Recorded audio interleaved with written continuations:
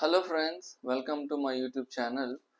ఈ యూట్యూబ్ ఛానల్లో నేను ఎడ్యుకేషనల్ వీడియోస్ పోస్ట్ చేస్తున్నాను. కాబట్టి నా వీడియోస్ నచ్చినట్లయితే మీరు సబ్స్క్రైబ్ చేయండి, షేర్ చేయండి, లైక్ చేయండి, కామెంట్ చేయండి. ఈరోజు ఈ వీడియో క్లాస్లో భాగంగా మనం జ్ఞానేంద్రియాల గురించి తెలుసుకుందాం. ఇంతకుముందు క్లాసెస్లో జ్ఞానేంద్రియాలలో భాగమైనటువంటి చర్మం గురించి, నాలుక గురించి, అదేవిధంగా చెవి గురించి కూడా వివరించడం జరిగింది. ఈరోజు మనము జ్ఞానేంద్రియాలలో కన్ను గురించి మనం తెలుసుకునే ప్రయత్నం చేద్దాం. So let us start the video. మొట్టమొదటిగా మనం చూసినట్లయితే జ్ఞానేంద్రియాలు కనుక ఇక్కడ కొంత ఎక్స్ట్రా ఇన్ఫర్మేషన్ ఇవ్వాలనుకుంటున్నాను. అవేంటే జ్ఞానేంద్రియాలను గురించి మొట్టమొదటిగా తెలియజేసింది ఎవరు? మొట్టమొదటిగా తెలియజేసినది, ఓకేనా? జ్ఞానేంద్రియాల గురించి మొట్టమొదటిగా మనకు తెలియజేసింది ఎవరు అంటే ప్లేటో అండ్ అరిస్టాటిల్. ఓకేనా? అదేవిధంగా జ్ఞానేంద్రియాలలో నాడుల పాత్రను గురించి చెప్పినది కూడా ప్లేటో అండ్ అరిస్టాటిల్. అర్థమవుతుందండి. తర్వాత మనం చూసినట్లయితే స్పర్శ జ్ఞానంలో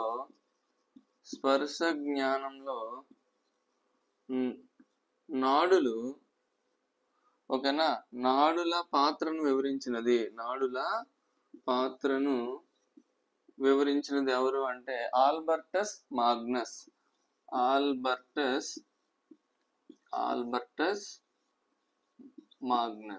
ఓకేనా? ఇవన్నీ అడిషనల్ ఇన్ఫర్మేషన్.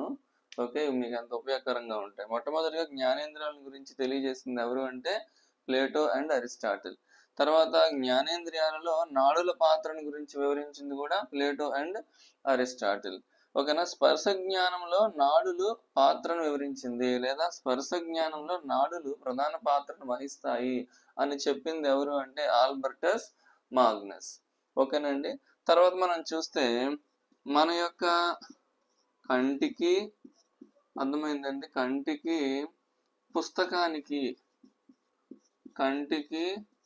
పుస్తకానికి ఎంత దూరం ఉండాలి అనేది మనం చూసినట్లయితే 30 సెంటీమీటర్స్ ఉండాలి. కంటికి పుస్తకానికి మధ్య 30 సెంటీమీటర్ల దూరం ఉండాలి. అదేవిధంగా కంటికి, ఓకేనా, టీవీకి మధ్య దూరం ఎంత ఉండాలి అంటే 2.5 మీటర్స్ ఉండాలి. ఓకేనా? కంటికి పుస్తకానికి మధ్య దూరం 30 సెంటీమీటర్స్, కంటికి టీవీకి మధ్య ఎంత దూరం ఉండాలంటే 2.5 సెంటీమీటర్స్. అర్థమవుతుందండి. తర్వాత మనం చూసినట్లయితే కంటిని రక్షించేవి ఏంటి? ఓకేనా, కంటిని రక్షించేవి ఏంటి అంటే కంటి పొర, కనురెప్పలు, తర్వాత అశ్రు గ్రంథులు. ఓకేనా? అశ్రు గ్రంథులు, కనురెప్పలు, కంటి పొర అనేవి మన కంటిని రక్షించేటటువంటి భాగాలు. తర్వాత మనం చూసినట్లయితే కంటిలో 2 గదులు ఉంటాయి. కంటిలో ఎన్ని గదులు ఉంటాయండి? కంటిలో గదులు 2 ఉంటాయి, 1, 2. ఓకేనా? ఇక్కడ మనం చూస్తే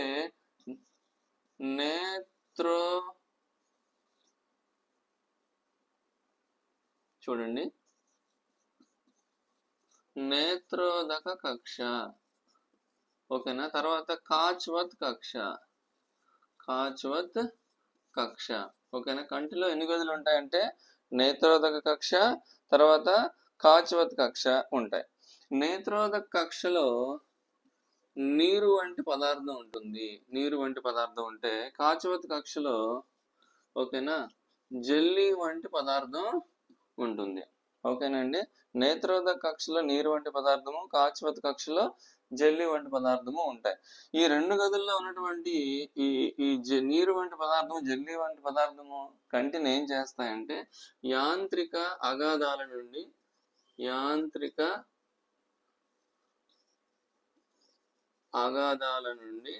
రక్షిస్తాయి.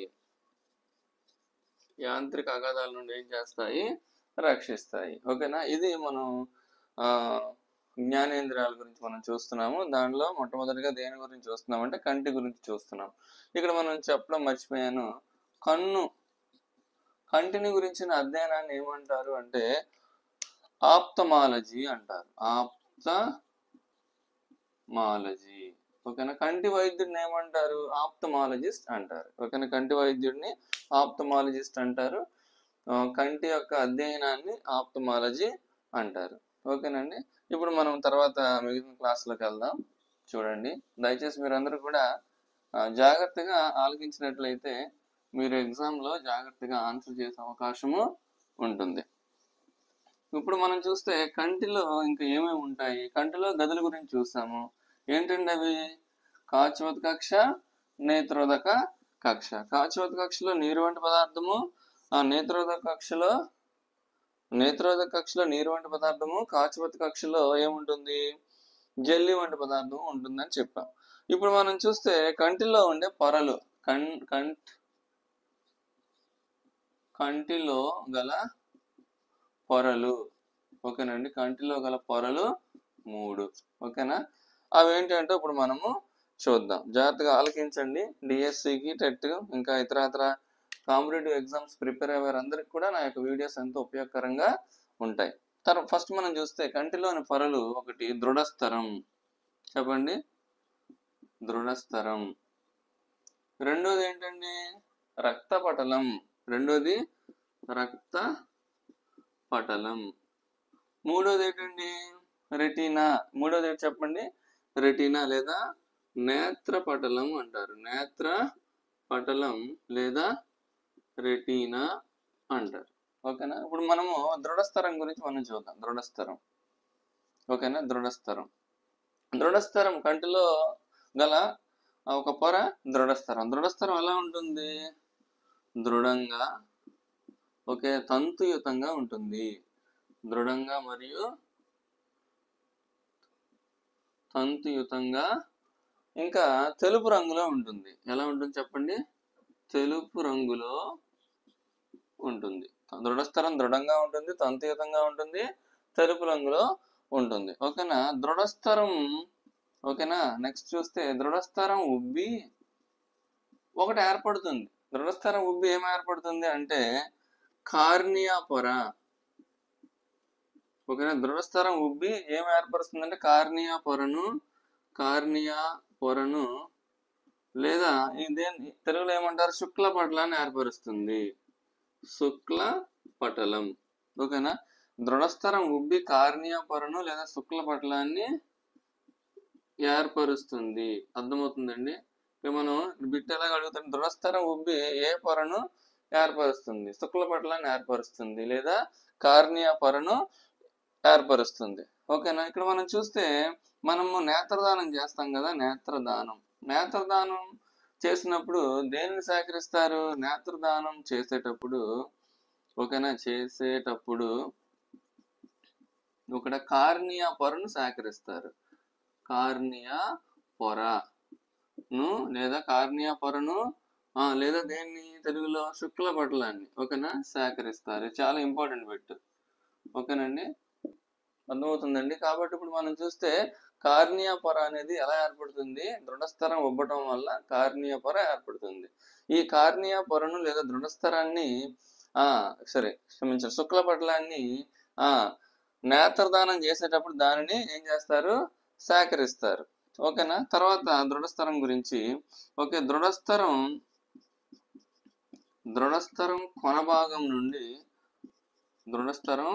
కొనభాగం నుండి ఏం ఏర్పడుతుంది అంటే దృక్ నాడి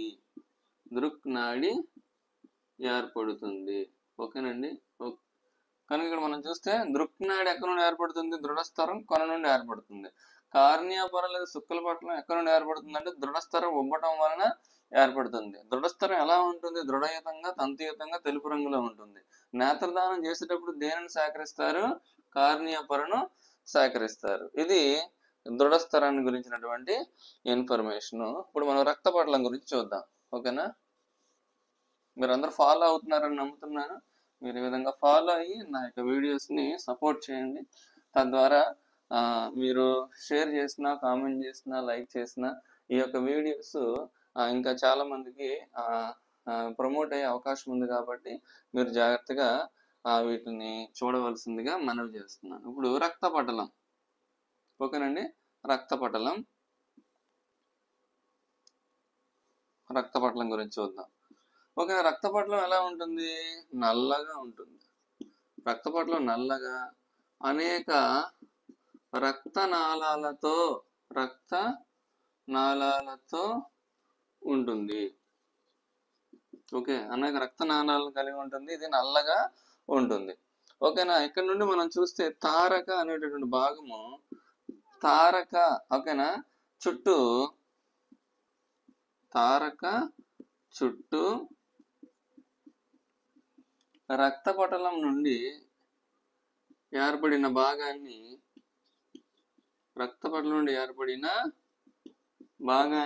ఏమంటారు? కనుపాప అంటారు. ఓకేనా, జాగ్రత్తగా ఆలోచించండి. కనుపాప అనేది ఎక్కడ నుండి ఏర్పడుతుంది అంటే రక్తపటలం నుండి ఏర్పడుతుంది. ఓకేనా. రక్తపటలం దేని చుట్టూ ఉంటుంది? తారక చుట్టూ ఉంటుంది. తారక చుట్టూ ఉన్నటువంటి రక్తపటలం నుండి ఏర్పడిన భాగాన్ని ఏమంటారు? కనుపాప అంటారు. ఓకేనా. ఏ ఇద్దరు వ్యక్తుల కనుపాప ఒకే విధంగా ఉండదు. కూడా ఒకే విధంగా ఉండదు. కాబట్టి ఆధార్ నమోదు చేసేటప్పుడు దేనిని సేకరిస్తారు అంటే ఈ కనుపాపను క్యాప్చర్ చేస్తారు. ఓకేనా. దీనిని ఐరిస్ అంటారు. ఐరిస్ ను, ఓకేనా, ఆధార్ నమోదు చేసేటప్పుడు సేకరిస్తారు. ఓకేనా. ఆధార్ నమోదు చేసేటప్పుడు దేనిని సేకరిస్తారు? చెప్పండి. ఐరిస్ ను సేకరిస్తారు. ఓకేనా. తర్వాత ఇక్కడ మనం చూస్తే తారక వెనుక ఏముంటుంది అంటే ద్వికుంభాకార కటకం ఉంటుంది. ద్వికుంభాకార కటకం ఎక్కడ ఉంటుంది అంటే తారక వెనుక భాగంలో ద్వికుంభాకార కటకం అనేది ఉంటుంది. అర్థమవుతుంది. తర్వాత మనం చూస్తే కనురెప్పలు, మన యొక్క కనురెప్పలు లేదా ఏమంటారు కనుగుడ్డును కదపడానికి మనకేముంటాయంటే శైలికామయ కండరాలు ఉంటాయి. ఓకేనా. తర్వాత మనం చూసినట్టు వర్తులాకార కండరాలు. ఓకేనా. మన కనుగుడ్డును కదపడానికి శైలికామయ కండరాలు, వర్తులాకార కండరాలు అనేవి సహాయపడతాయి. ఆధారం నమోదు చేసేటప్పుడు ఐరిస్ ను సేకరిస్తారు. తారక చుట్టూ రక్తపటలం నుండి ఏర్పడిన భాగాన్ని కనుపాప లేదా ఐరిస్ అంటారు. ఓకేనా. రక్తపటలం ఎలా ఉంటుంది? నల్లగా అనేక రక్తనాళాలతో ఇది కూడి ఉంటుంది. ఇది మనం దేని గురించి చూస్తున్నాము? రక్తపటలం గురించి. ఓకేనా. ఇప్పుడు మనం రెటినా గురించి మనం తెలుసుకుందాం. రెటినా గురించి. ఓకేనండి.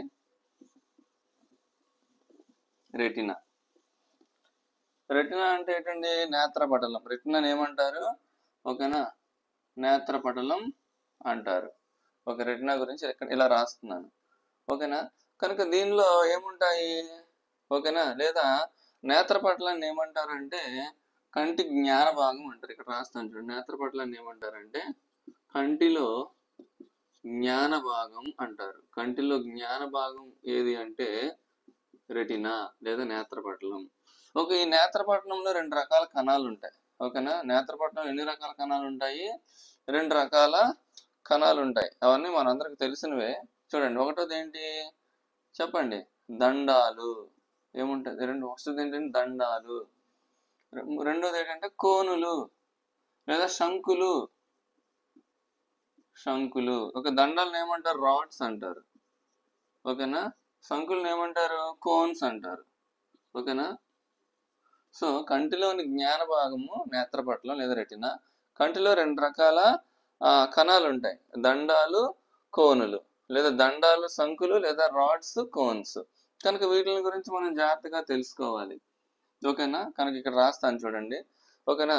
దండాలలో ఏముంటుందంటే దండాలలో రొడాప్సిన్ అని వింటున్నారా? కనుక దండాలలో రొడాప్సిన్ అనే వర్ణక పదార్థం ఉంటుంది. రొడాప్సిన్ అనే వర్ణక పదార్థం ఉంటే దండాలలో శంకులలో ఏముంటుందంటే శంకులలో ఐడాప్సిన్ అనే వర్ణకం ఉంటుంది లేదా వర్ణక పదార్థం ఉంటుంది. ఐడాప్సిన్ అనే వర్ణక పదార్థం ఉంటుంది. ఓకేనా. ఇది దండాలు ఏం చేయలేదు అంటే వివిధ రంగులను గుర్తించలేదు. ఒక దండాలు ఏం చేయలేవు, వివిధ రంగులను గుర్తించలేవు. శంకులు ఏం చేస్తాయంటే వివిధ రంగులను గుర్తిస్తాయి. ఓకేనా. తర్వాత మనం చూస్తే ఓకేనా వీటి సంఖ్య 125 మిలియన్లు. ఓకేనా 125 మిలియన్లు దండాలు మన కంటిలో ఉంటే ఓకేనా శంకులు మాత్రం 7 మిలియన్లు ఉంటాయి. శంకులు ఎన్ని ఉంటాయండి? 7 మిలియన్లు ఉంటాయి. ఓకేనా. కనుక ఇక్కడ మనం చూస్తే ఇవి చూస్తే చూడండి, దండాలు తక్కువ కాంతిలో పనిచేస్తాయి. దండాలు తక్కువ కాంతిలో పనిచేస్తాయి. ఓకేనా. శంకులు ఎక్కువ కాంతిలో పనిచేస్తాయి.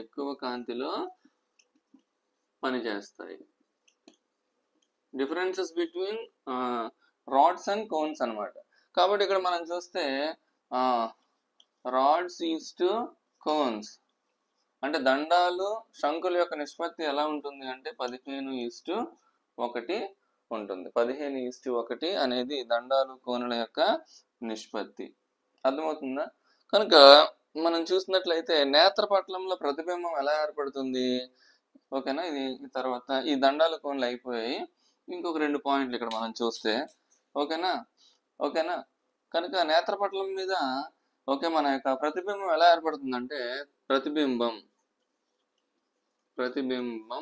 తల క్రిందులుగా ఏర్పడుతుంది. తల క్రిందులుగా ఏర్పడును. ఓకేనా. తర్వాత మనం చూస్తే రైట్ ఏమో లెఫ్ట్ కింద, ఓకేనా, లెఫ్ట్ ఏమో రైట్ కింద కనిపిస్తుంది అనమాట. ఓకేనా. రైట్ సైడ్ ఏమో లెఫ్ట్ సైడ్ కింద, కుడి భాగం ఎడం భాగం కుడి భాగంగా ప్రతిబింబం కనిపిస్తుంది. అదేవిధంగా ప్రతిబింబం ఎలా ఏర్పడుతుంది? నేత్రపటలం మీద తల కిందులుగా ఏర్పడుతుంది. అర్థమవుతుందా?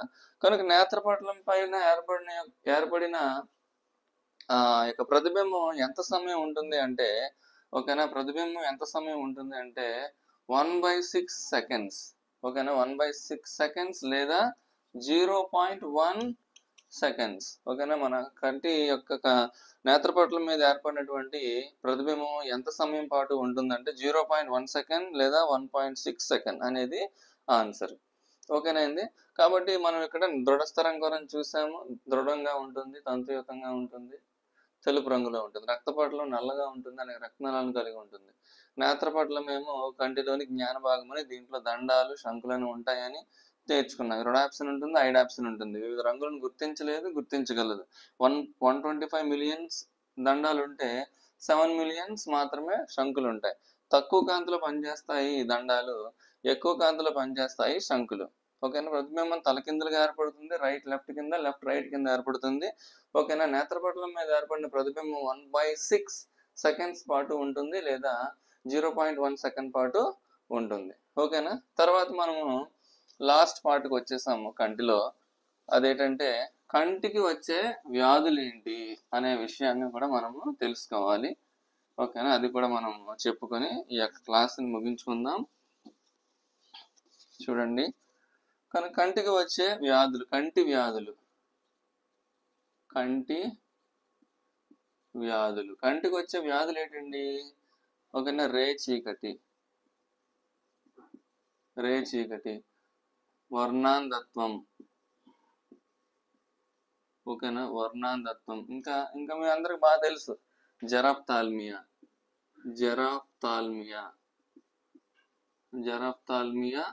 తర్వాత మనం చూస్తే ఇంకేటున్నాయి? మనం చూసినట్లయితే గ్లూకోమా,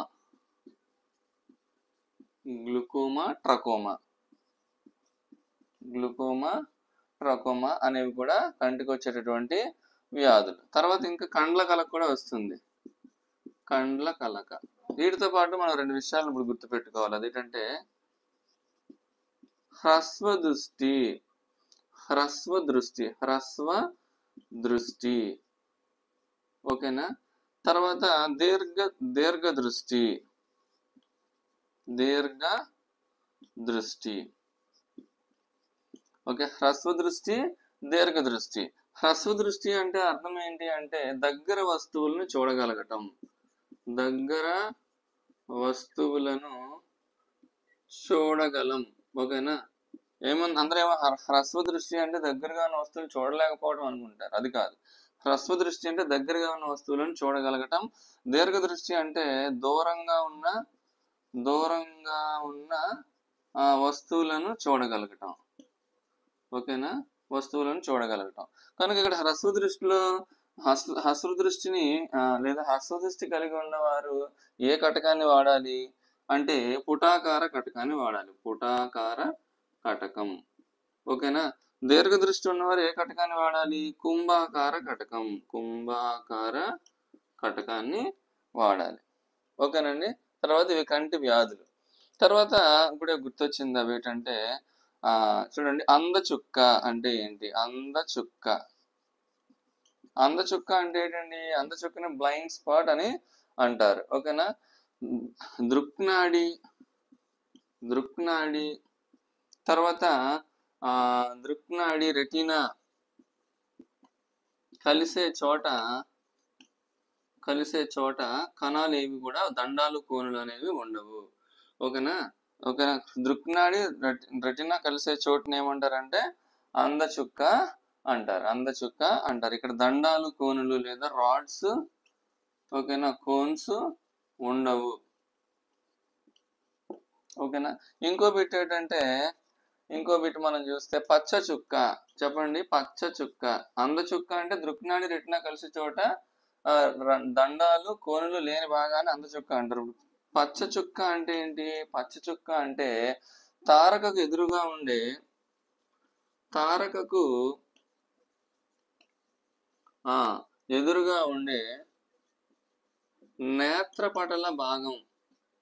నేత్రపటల భాగంలో ఏముంటాయంటే ఈ యొక్క రాడ్స్, కోన్స్ ఎక్కువగా ఉంటాయి. తారకకు వెనుక భాగాన ఉండే నేత్రపటల భాగంలో దండాలు కోనులు ఎక్కువగా ఉంటాయి. దాన్ని ఏమంటారు, పచ్చ చుక్క అంటారు, లేదా ఎల్లో స్పాట్ అంటారు. ఏమంటారు చెప్పండి, ఎల్లో స్పాట్ అంటారు. దాన్ని మ్యాక్యులా అని కూడా అంటారు, మ్యాక్యులా అంటారు. ఇంకేమంటారంటే ఫోవియా అంటారు, ఫోవియా అని అంటారు. ఓకేనా. ఇది తర్వాత ఇక్కడ ఇంకొక బిట్ మనం చూస్తే ఆరోగ్యవంతుని దృష్టి కోణం ఎంత, 60 డిగ్రీలు. ఎంతండి, 60 డిగ్రీలు. కాబట్టి ఈ యొక్క క్లాస్లో కంటెంట్ గురించి కూలంకషంగా మీకు చెప్పడం జరిగింది. ఇంతకుముందు వీడియోస్లో నేను చర్మం గురించి, నాలుక గురించి, చెవి గురించి కూడా చెప్పాను. కనుక ఈ వీడియో డిస్క్రిప్షన్లో ఆ వీడియోస్ యొక్క లింక్ కూడా నేను పెడతాను, వాటిని కూడా మీరు దయచేసి చూడండి. మీకు నచ్చినట్లయితే మీ ఫ్రెండ్స్కి షేర్ చేయండి, అదేవిధంగా నా యొక్క ఛానల్ని సబ్స్క్రైబ్ చేయండి. ఓకేనండి. Thank you so much for watching my videos and all the best to everybody. Thank you all. Bye.